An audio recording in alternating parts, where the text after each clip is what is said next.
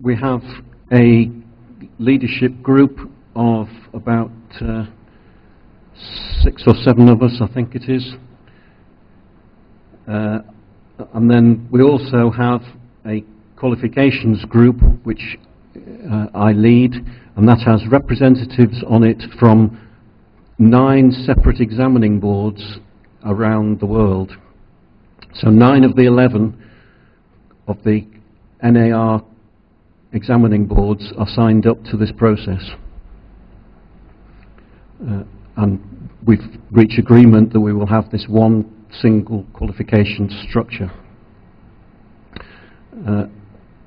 And very recently, a marketing group was formed. Just last month, we had the IOHA conference in Rome, where we decided to set up a marketing group.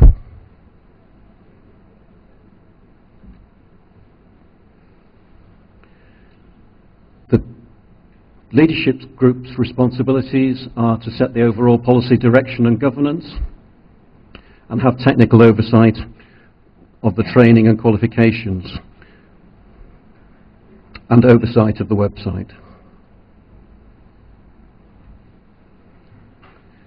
The qualifications group advise on the study areas and approve the syllabi for each of the courses. They set the accreditation standards. They oversee the student assessment process, including quality assurance and auditing of that process.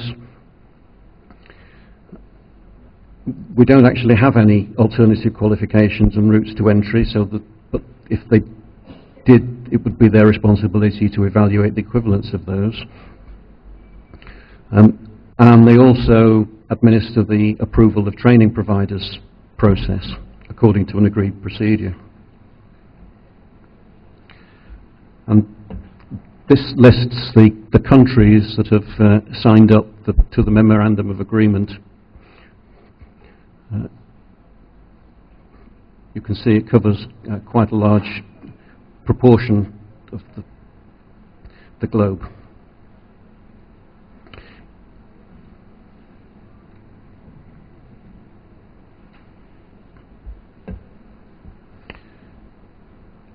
Development of the modules, as I say, was based on the UK modules originally. That was internationalised, peer-reviewed, before being adopted by OHDA.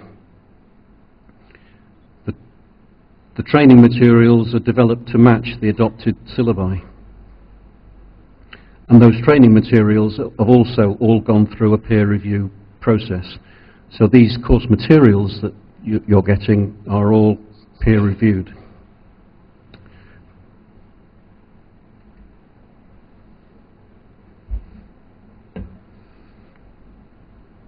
The course material includes student pre-read, student manual, slide packs, practical work exercises, case study material, overnight study exercises, and the student assessment.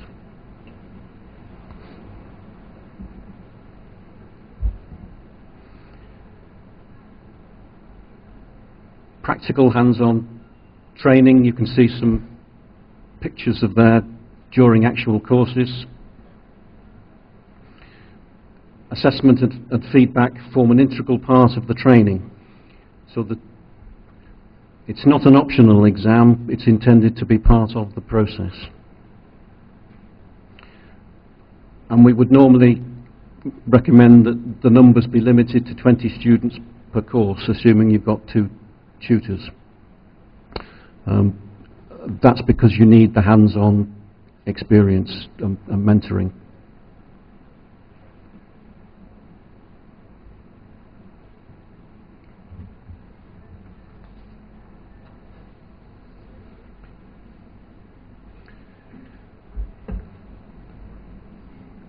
Some of our experiences from running the pilot courses over the course of about 3 or 4 years. We don't actually set any prerequisite for what people need to know before they come on the course. But our experience has shown that some students would do a lot better if they did the principles course first. So our recommendation would be that they do the basic principles course to start with, and then start going through the intermediate modules. It's not a formal requirement to do that, but that is the best approach.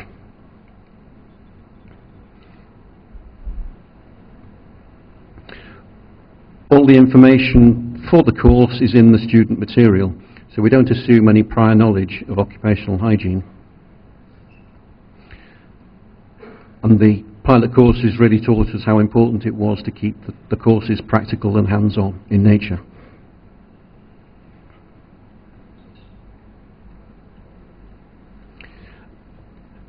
It also showed that the case study work groups were an extremely valuable portion of the course, including overnight exercises and student presentations. The class sizes are kept small enough for individual student coaching, and that's particularly important where English is not the student's first language. I'm assuming that most courses will be taught in English.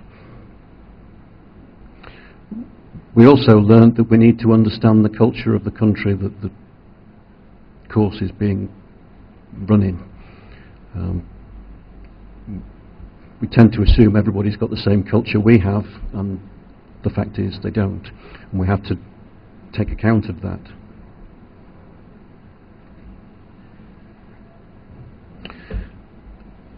And that culture question affected what we did with the assessment. The modules that we've run in the UK have been run using multiple choice question exam for 30 years. What we found was that didn't work very well in certain cultures. There are cultures where it's drummed into people that they should never guess an answer. So if they're not absolutely certain of the answer, they won't give any answer at all. And with multiple choice, that causes a problem.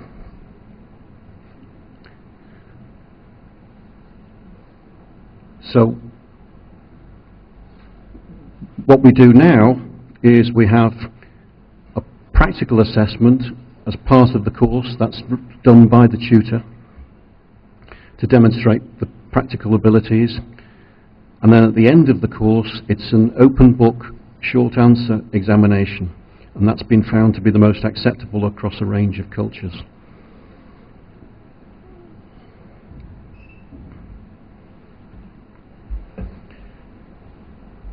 We're getting growing demands for examinations in local languages. We have had one pilot examination in Chinese,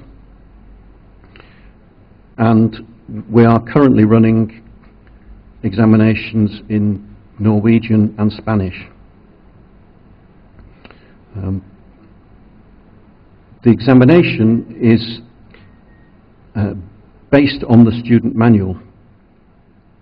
So to run it in a different language, we have to translate the manual into that language, and these manuals are very big documents, so that's a lot of work. And then we have to set the examination based on the content of the manual, so that we're not using different terminology in the examination from that's used in the student manual.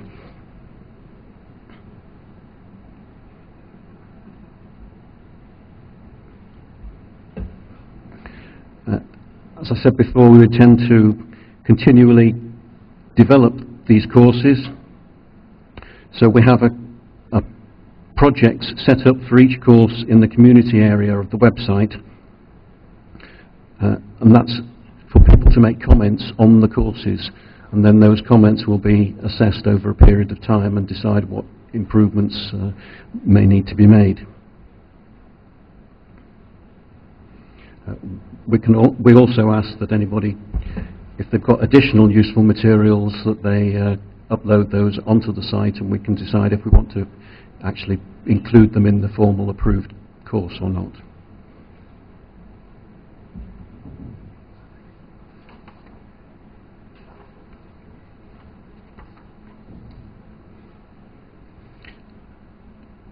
And this is a screenshot of the community side of the website. That's the green tab, and this is to where people can submit comments on the W501 course, which is on measurement of hazardous substances.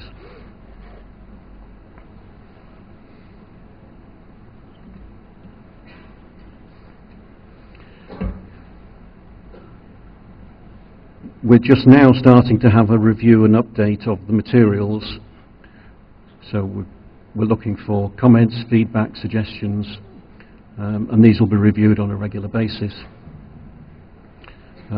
Minor changes and corrections are made by an ongoing basis by the editor of that particular course, and major changes would have to come to the leadership group to be approved, and they'd be peer reviewed as well.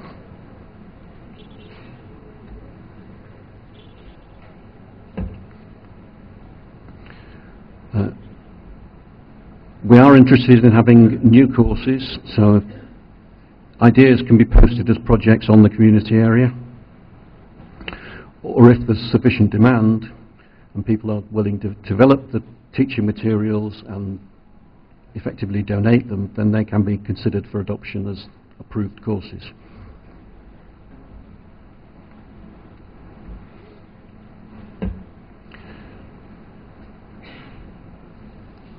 The future that we're looking for is an international qualification structure that will allow progression to the professional level.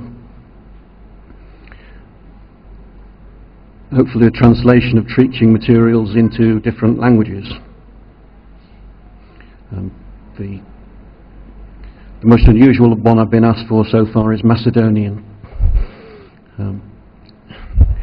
I believe there are only 2 million people that actually speak Macedonian, so I'm not sure there's a great demand for courses in industrial hygiene in Macedonian.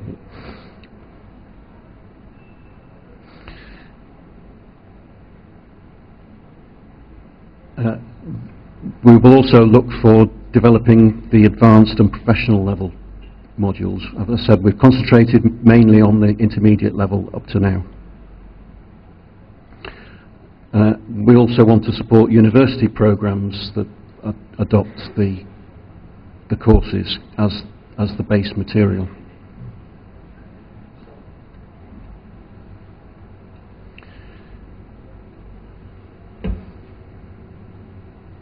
Turning more to the work of the qualifications group that I lead, we have this approval system for training providers.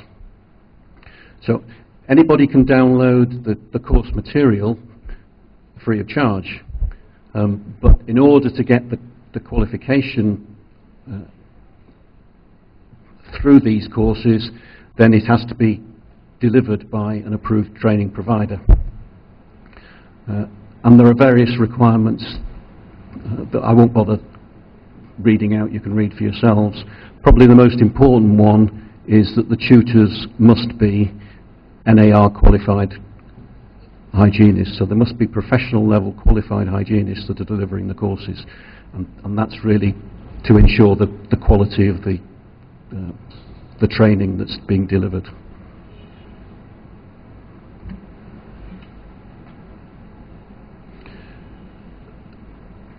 The assessment process at the intermediate level is in two parts.